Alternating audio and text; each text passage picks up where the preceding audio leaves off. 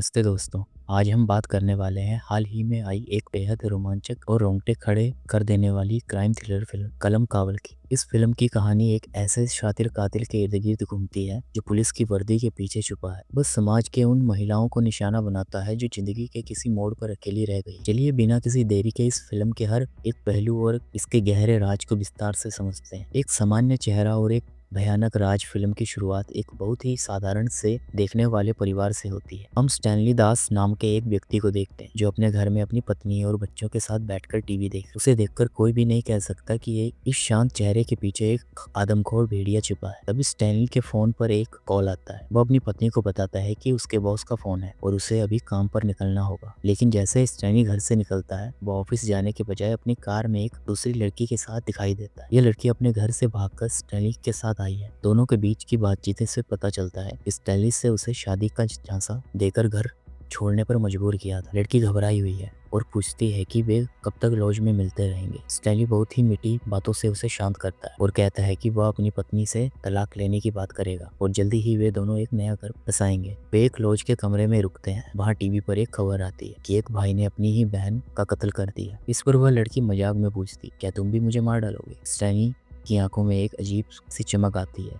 वो बड़ी शांति से कहता है, इंसान को मारने में जो मजा है वो जानवरों को मारने में नहीं। और इससे पहले कि लड़कियां कुछ समझ पाती, स्टैनली उसका गला घोटकर उसकी हत्या कर देता है। हत्या करने के बाद भी उसके चेहरे पर कोई पश्चाताप या डर नहीं था। वो लाश को एक बड़े बैग में पैक करता है और उसे एक सुनसान जगह पर दफना देता है। कहानी अब साल 2012 में पहुंचती है। तिरुवनंतपुरम में एक गाँव है कोटाई कोनम, जहाँ दो समुदायों के बीच दंगे भड़क उठे हैं। इन दंगों को शांत करने के लिए एक जाबाज पुलिस ऑफिसर जय किशन को भेजा जाता है। यह किशन एक बेहद बुद्धिमान और बारीक नजर रखने वाला ऑफिसर है। जब वो जांच शुरू करता है तो पता चलता है कि दंगे की जड़ कोई राजनीतिक साजिश नहीं बल्कि एक लड़की का गायब होना था। बिमल नाम का एक पूर्व फौजी मानता था कि यूसुफ नाम का लड़का उसकी बहन को भगा ले गया है, लेकिन यह किशन की जांच कुछ और ही कहानी बयां करती है। टेक्निकल इन्वेस्टिगेशन से पता चलता है कि बिमल की बहन का फोन यूसुफ के पास नहीं बल्कि तमिलनाडु के किसी अनजान व्यक्ति के पास है। जब पुलिस उस पते पर पहुंचती है तो एक बहुत बड़ा राज खुलता है। वो व्यक्ति कहता है कि ये सिम तो उसकी बहन सेल्वी इस्तेमाल करती थी, जो खुद 8 महीने पहले किसी लड़के के साथ भाग गई थी। जय किशन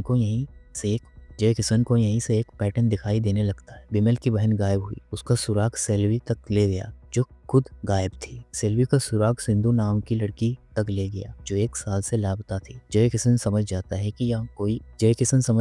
कि यह कोई सिंपल भागने वाला मामला नहीं, यह एक सीरियल किलर का मामला है। शिकार होने वाली सभी लड़कियां या तो विधवा थी या तलाकशुदा जो एक सहारे की तलाश में थी। उधर स्टैनली अपनी अगली चाल चलता है। उसे अपनी एक ज्वेलरी बनाने वाली दोस्त से पता चलता है कि सोने को साफ करने के लिए साइनाइड का इस्तेमाल होता है और यहाँ कितना घातक जहर है। स्टैनली एक फर्जी लाइसेंस बनवा वह उसकी ताकत आजमाने के लिए एक बेसहारा भिखारी को खाने में जहर मिलाकर दे देता है। जब वो भिखारी तड़प तड़प कर मर जाता है तो स्टैनली को एक नई ताकत महसूस होती है। उसे लगता है कि अब उसे गला खोदने की मेहनत नहीं करनी पड़ेगी।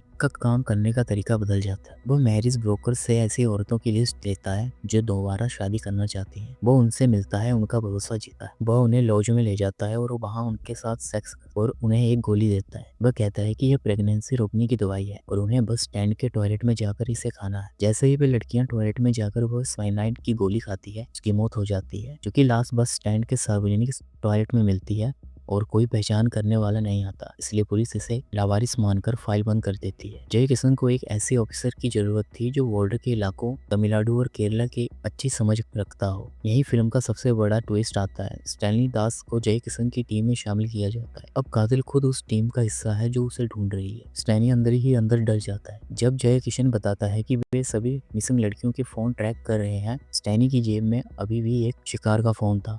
वो चतुराई से वहां से निकलता है और सबूत मिटाने के लिए फोन को तोड़कर नाले में फेंक देता है। जांच के दौरान पुलिस को एक सुराग मिलता है। एक क्राइम सीन पर उन्हें एक सेफ्टी पिन मिलती है।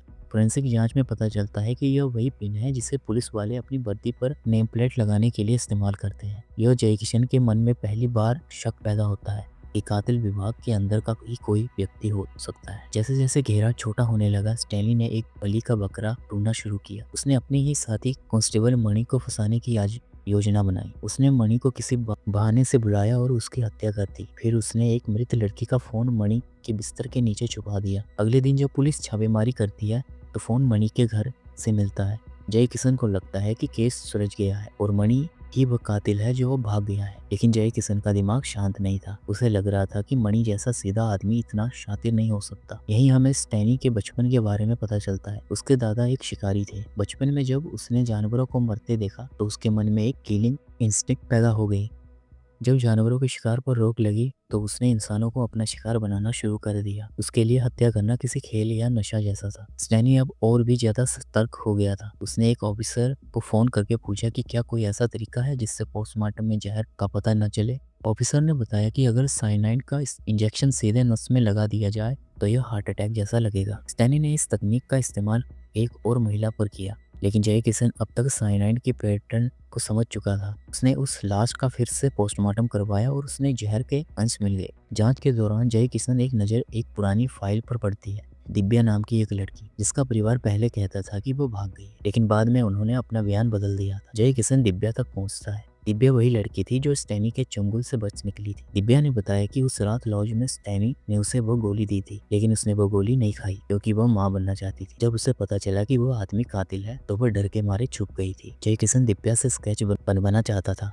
स्टैनी को जब यह पता चला तो उसने दिव्या के घर जाकर उसे धमकाया कि अगर उसने मुंह खोला तो वह उसके पति और उसके बच्चे को मार देगा। दिव्या डर के मारे मुकर जाती है, लेकिन जय किशन अब पूरी तरह स्टैनी पर शक कर रहा था। वह स्टैनी के साथ एक दिमागी खेल खेलता है। वह एक झूठा स्केच बनवाता है ताकि स्टैनी को लगे कि वह सुरक्षित है। स्टैनी जैसे ही रिलैक्स हो जाता है वह अपने पुराने काम पर वापस लौट आता है। वह एक और महिला को लेकर एक लॉज में पहुंचता है। वहाँ का मैनेजर जिसकी अपनी बेटी को स्टैनी ने मार दिया था, वह जय किशन का ही गुप्त साथी था। जब स्टैनी अपने असली आईडी दिखाता है तो मैनेजर उसे पहचान लेता है। तभी जय किशन वहाँ पहुंचता है। उसके हाथ में एक असली स्केच था। वह स्टैनी का ही स्केच था। स्टैनी अब समझ जाता है कि खेल खत्म हो चुका है। अब वह अपनी जेब से साइनाइड का इंजेक्शन निकालता है और जय किशन पर हमला करने की कोशिश करता है। दोनों के बीच एक खौफनाक लड़ाई होती है। जय किशन जानता था कि स्टैनी एक पुलिस वाला है और उसने सबूत इतने शातिर तरीके से मिटाए हैं कि कानून शायद उसे सजा न दे पाए। इसलिए वह कानून के लंबे रास्ते के बजाय खुद इंसाफ करने का फैसला करता है। लॉज का मैनेजर और जय किशन मिलकर स्टैनी को काबू करते हैं।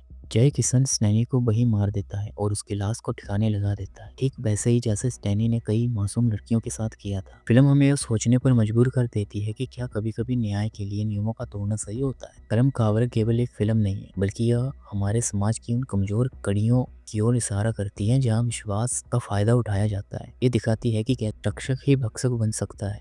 उम्मीद है आपको ये मूवी पसंद आई होगी। कमेंट करके बताना।